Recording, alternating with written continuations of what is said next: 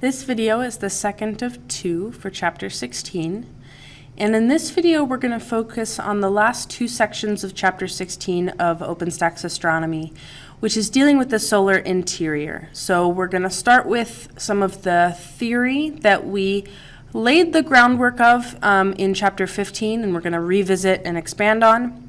And then in section 16.4, we'll talk about some of the observations that have helped to confirm our hypotheses and help to make sure we understand that science is always about having observations test our ideas. All right, so the very first thing that we want to make sure we understand, and this is going to be an idea that stays with us for all of our star chapters. So we're introducing the sun in Chapter 15, and in Chapter 16 really treating it as an example star. In chapters 17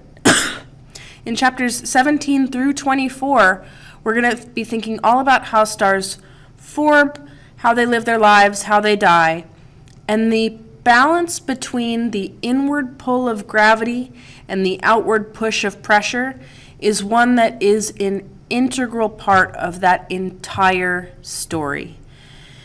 The fact that the sun is stable is because even though gravity is trying to pull it smaller, there's this outward push of pressure that is keeping it at a single stable size.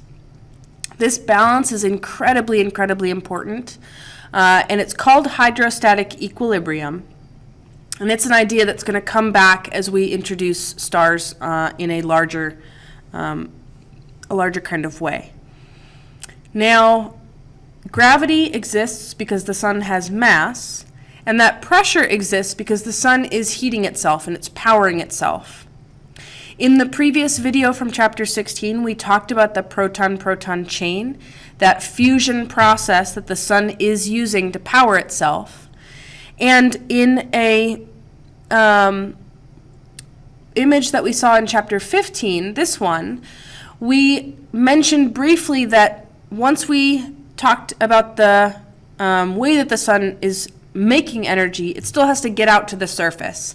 And way back when we first introduced this image, we said that the radiative zone just has the photons moving outwards and bringing that heat and energy from close in to further out. And eventually, by having the convection zone physically move plasma, hot plasma flows up and cold plasma flows back down again. Now, the details, though, are a little more complicated. The radiative zone seems like things are just going to kind of move outwards, no problems, and that's not quite how it works. In the radiative zone, the photons don't just move out. Instead, they get absorbed and re-emitted, and we mentioned this briefly when we talked about what happens to the gamma rays in the previous lecture video, what happens to the gamma rays that get produced in the proton-proton chain. We said that they kind of lose energy as they get absorbed and re-emitted. And what that means is every single time they get re-emitted, it's in a random direction. And so on the far left, we have a couple of those examples where each one of those times it got re-emitted, it was just in a random direction and it went until it hit another atom. Now, the more steps that it takes to get out to the surface, the more energy it loses.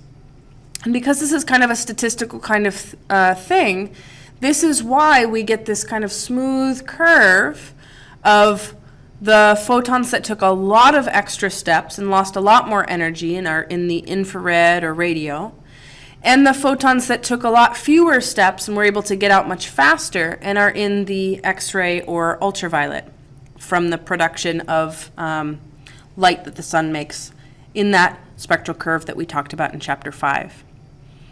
Now, this process, even in Part A here of this picture, when we're showing some of those random walks, that's simplifying things. The photons take so many random steps that it takes them hundreds of thousands of years to be produced by the sun's core and make it out to the photosphere. Once those photons reach the photosphere, and this is after almost 1 million years of bouncing around, then they're able to freely stream outwards. And that's part of what makes the photosphere the so-called surface of the sun, is because that's when the photons are finally free to escape. So the light that we're receiving, and if you're watching this video during the day, the light that is outside our window right now is photons that took hundreds of thousands of years to go from the core of the sun to the outer layers of the sun, and then 8.5 more minutes to get to our outdoor windows. So it is something that is hard to picture, and we don't have to worry too much about that specific time frame, but it's worth making sure we understand that the radiative zone is a little bit more complicated than Chapter 15 lets on. Neutrinos, though, it's worth noting, and we're going to come back to neutrinos in the later section of this chapter. Neutrinos don't interact with material, so they aren't getting absorbed and re-emitted. They just move outwards in all directions at the speed of light.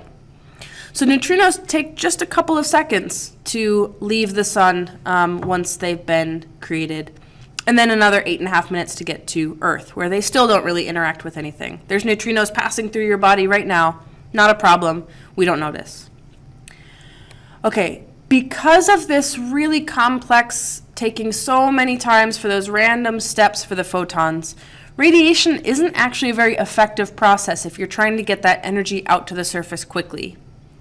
This is why at some point convection takes over and it brings the hot plasma with the photons in it up to the surface of the photosphere and back down again. We described convection back in Chapter 15 very well. We talked about the granulation pattern that we can see on the photosphere because of it. And so we're not going to go into further details of convection here. Now this next slide, there's a lot to take in, so we're just going to go through piece by piece. The upper left of this slide is showing us temperatures. We don't have to memorize these numbers or anything, but we want to try to understand what they're trying to tell us. The temperature in the blue region that is labeled nuclear fusion, what we're looking at there is in the innermost part of the sun, because all of these, the horizontal axis is from the center of the sun at 0 to the photosphere of the sun at 1.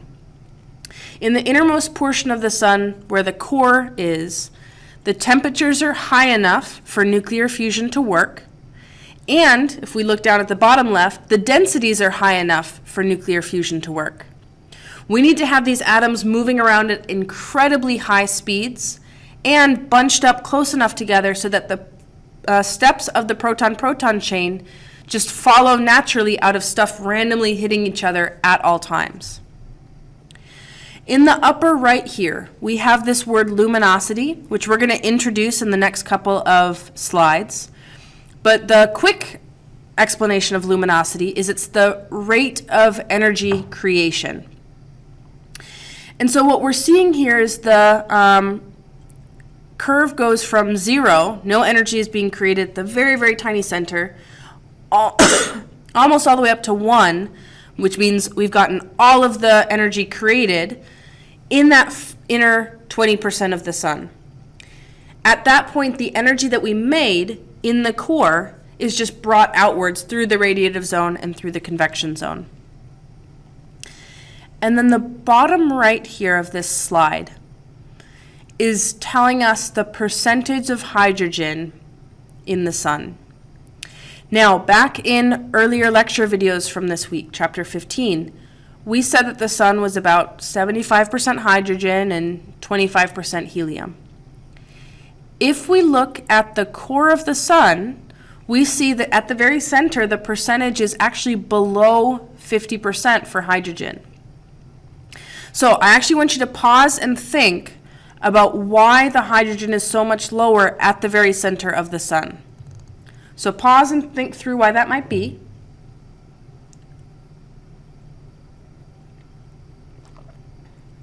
Okay.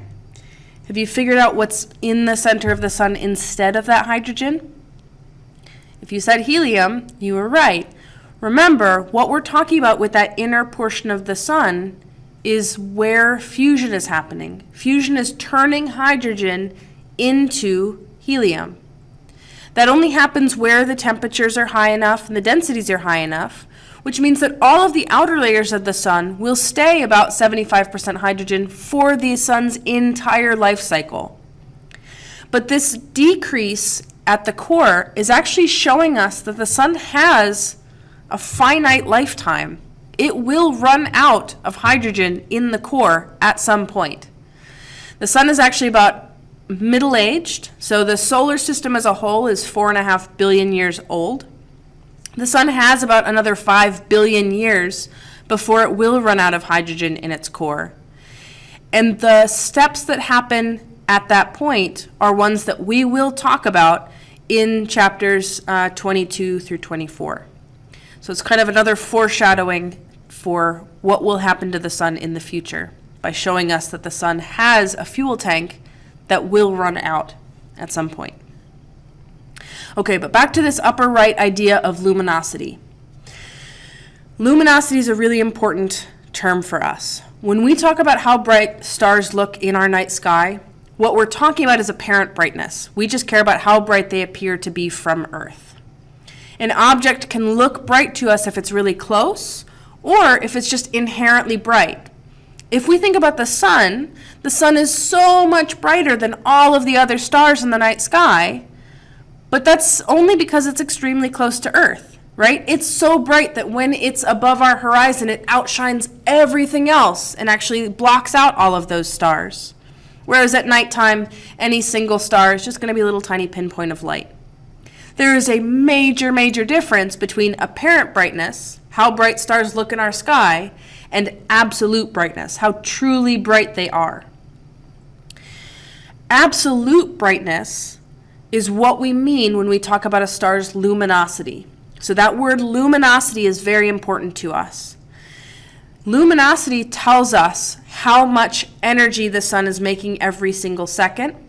Luminosity is another word for power. If you've ever taken a physics class and learned about power, that's what we mean. Luminosity is a star's power. Luminosity is found by taking how much power is produced per unit area and multiplying it by the overall surface area of the star.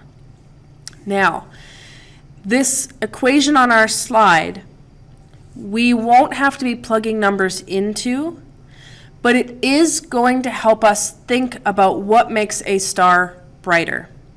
You can make a star brighter, that's luminosity, absolute brightness, by either making the star physically bigger or by making the star physically hotter. This is something we've actually already started to think about without the framework of this equation back in chapter 5. We did the black body radiation lecture tutorial, and we had those kind of concerns or confusion about how we could have curves that were equally as high as each other, even though one star was hot and one star was cold. And that's because it was making up for it by being a larger star, the cold one.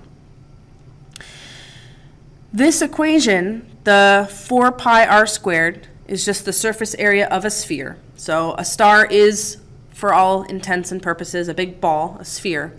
And that's how you find the surface area of it. And then that sigma symbol, we don't have to worry about. It's just a constant in physics. But sigma t to the 4th is the way that black body radiation works. For each patch of area, if something is hotter, it produces energy at that rate, sigma t to the 4th. And a hotter object produces more energy per unit area, and a colder object produces less energy per unit area. So luminosity can be made big by having a large star or a high temperature.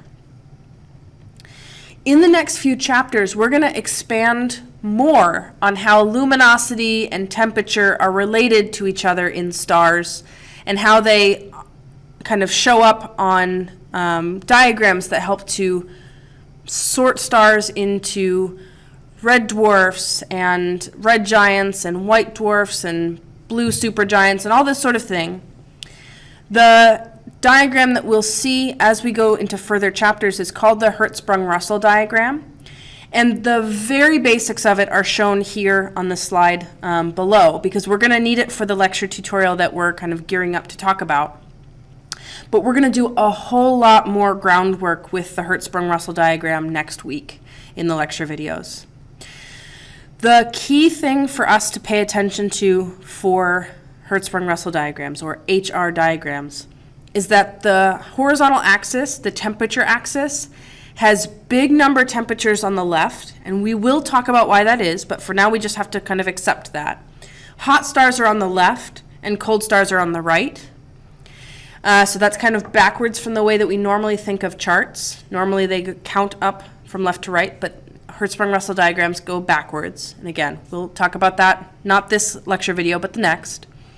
And they have stars that go from dim, low down, small number luminosities up to bright, big number luminosities at the top along the vertical axis.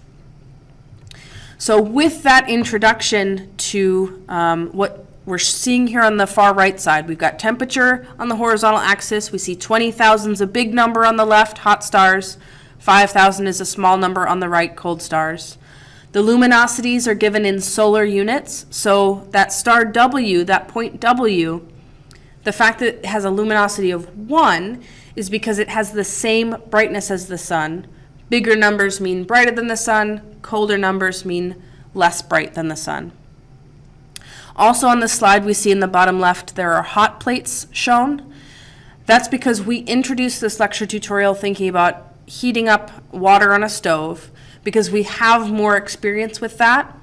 And then we transition into how those same ideas of effectively heating water by increasing size or increasing temperature translates into stars being brighter or colder based on larger size or higher temperature.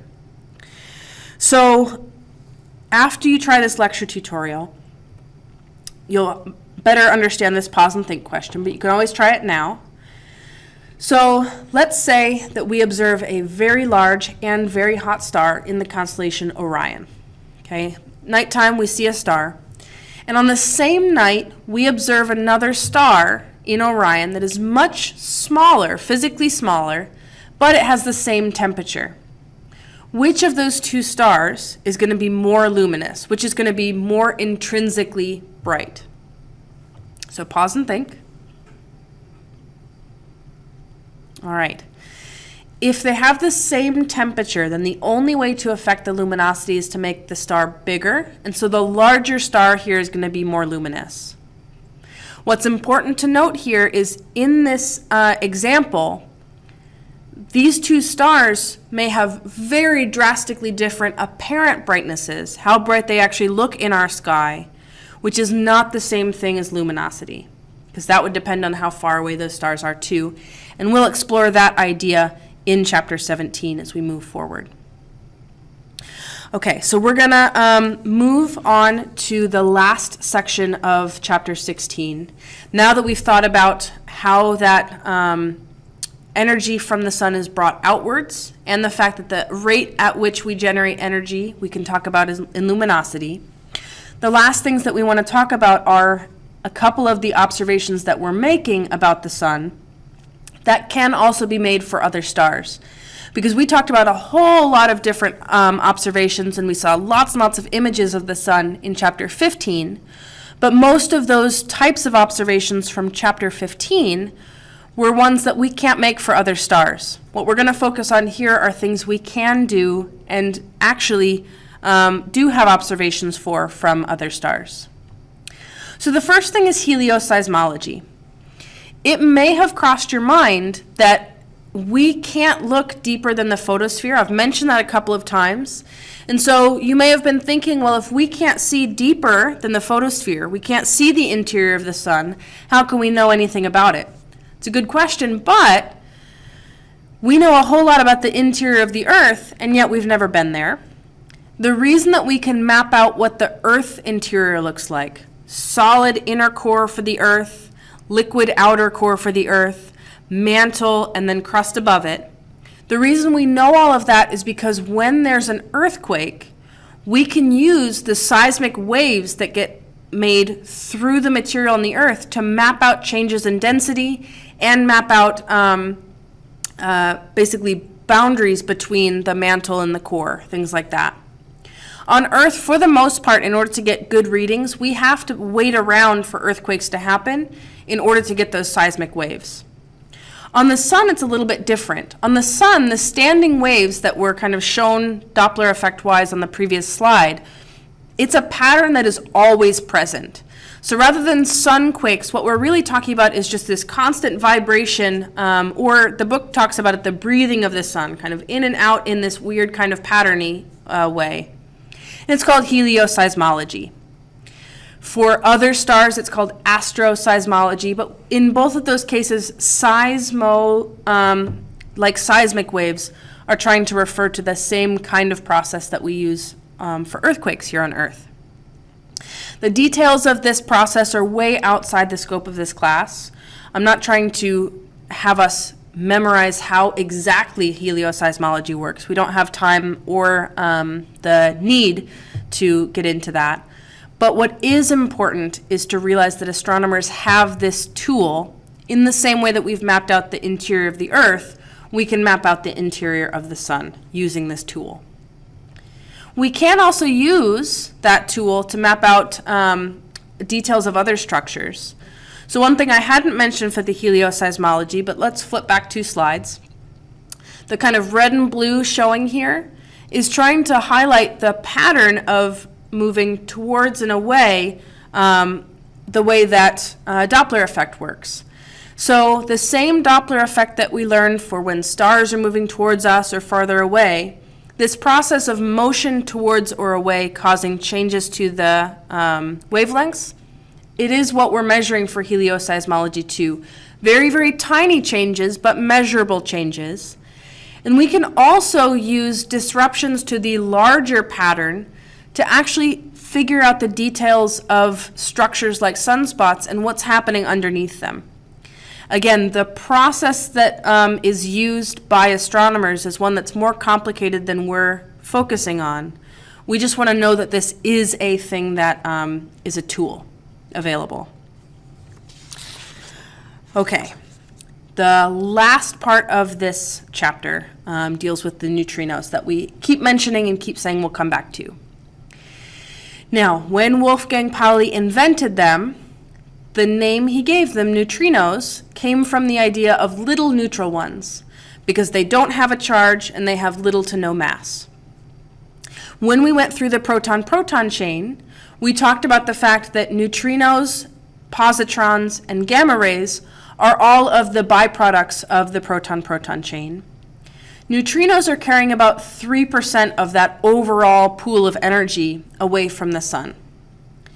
It's good that that's a low number because those neutrinos are not actually helping to heat the sun, heat the Earth, or provide us with light during the day. Now, what's really interesting, that even though it's only 3% of the energy, that's still a huge amount of neutrinos because they have so little mass.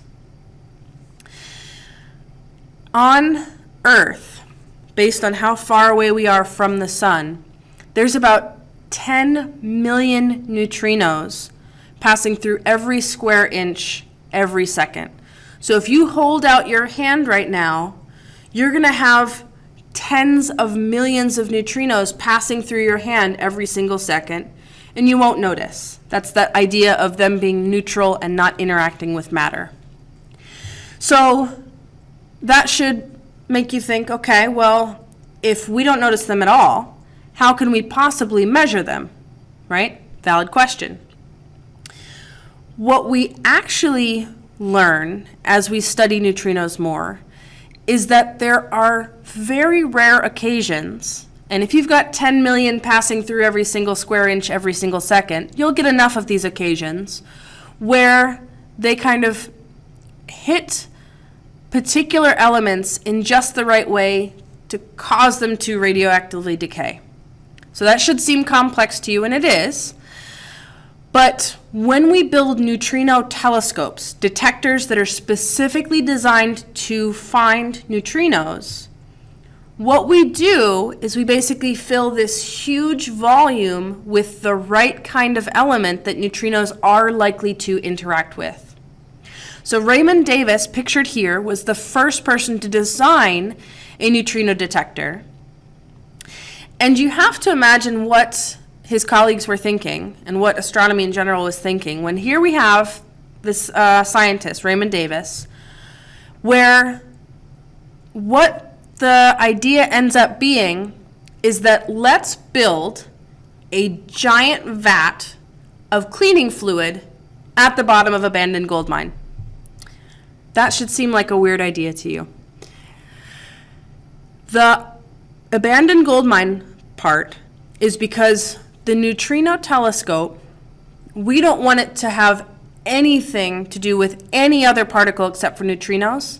And remember, since neutrinos are passing through our hands no problem, it can pass through rocks no problem and get down to the bottom of that abandoned gold mine. It's not like we want to spend money building our own hole in the ground. We might as well use one that exists.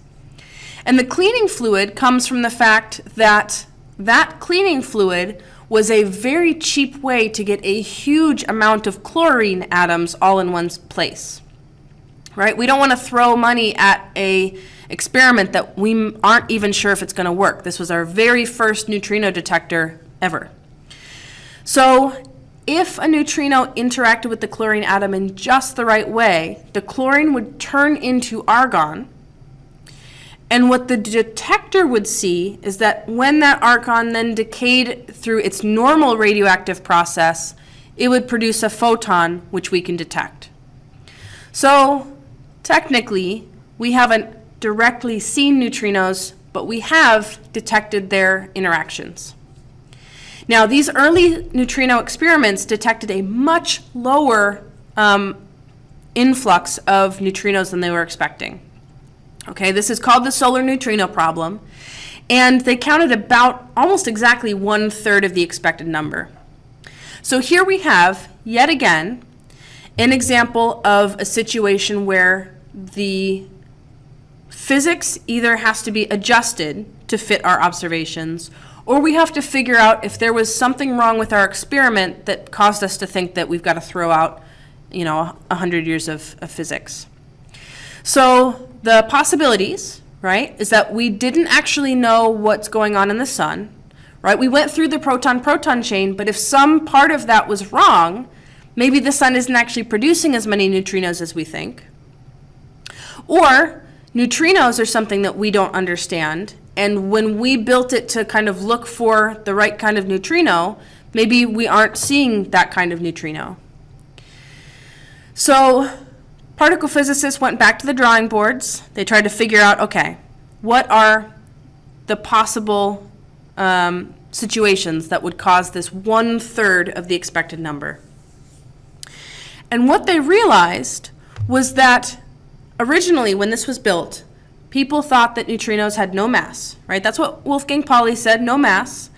And what that means is when the sun makes a particular type of neutrino, and there are 3 types of neutrino, the sun makes that particular type of neutrino, and we expect it to stay that same exact type all the way to Earth to our abandoned gold mine. However, because neutrinos have a little bit of mass, they can actually go back and forth between the 3 different types. For neutrinos, these types are called flavors, different flavors of neutrino. And there are 3 known flavors of neutrinos. The sun makes a known specific flavor out of those 3, and so the original experiment was designed to look specifically for that type of neutrino.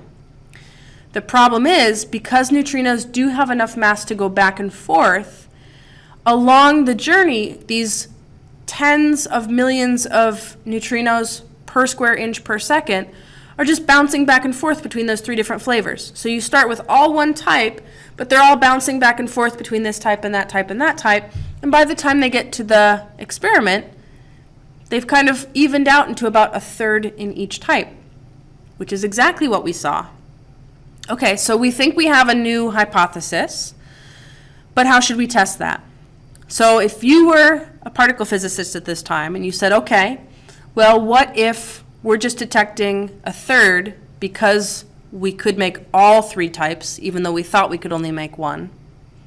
What should we do to build our next detector? How about we build something that can actually see all three types? We didn't before because we didn't think we needed to look for them. So it took 30 years, but the Sudbury Neutrino Observatory was the next generation. And instead of cleaning fluid, it used a tank full of heavy water. So heavy water is a phrase used to describe water that has a lot of deuterium, so hydrogen with the isotope where it's got extra neutrons, which means heavier. And that's because heavy water and deuterium has that same kind of property that a neutrino can kind of interact with the deuterium and cause it to create photons that are then visible to us. And so this was designed to see all three flavors of neutrinos. So they turned it on, let it go, and perfect. The solar predictions were exactly correct. We, in this process of having an initial detector that didn't seem to work, we actually got to learn a lot more about neutrinos. And so the fact that an experiment doesn't work the way you want it to doesn't actually mean failure in science. It means we learned something else. And so here we did learn something else. The link here is to a newer detector, and I'll have this link available, Super Kamioka in Japan. And we'll talk briefly about neutrino detectors again when we start to get to supernova, because neutrino detectors, originally the idea was to study the sun more, because if we can kind of confirm how many neutrinos it's making, we can confirm that whole proton-proton chain process.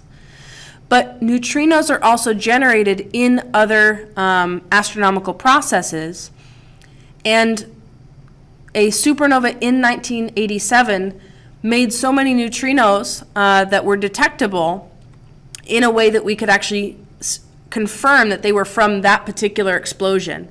And so we'll talk about neutrino telescopes again in chapter 23-24.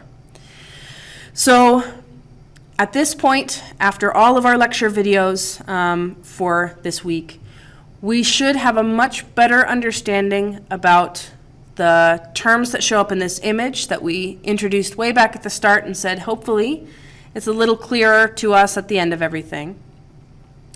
And this pair of chapters has laid out the groundwork for what the sun is, how it affects the Earth, but also a little bit of detail about the sun as an example star so that we can continue to use it when we learn about other stars in upcoming chapters to compare what's the same for all stars, for example, hydrostatic equilibrium, and what's different for all stars. The particular size and temperature that the sun has is based on how much mass it has, and higher mass stars will look different and lower mass stars will look different. The sun is, what we'll learn, is actually an average star. There's a lot more stars that are less massive.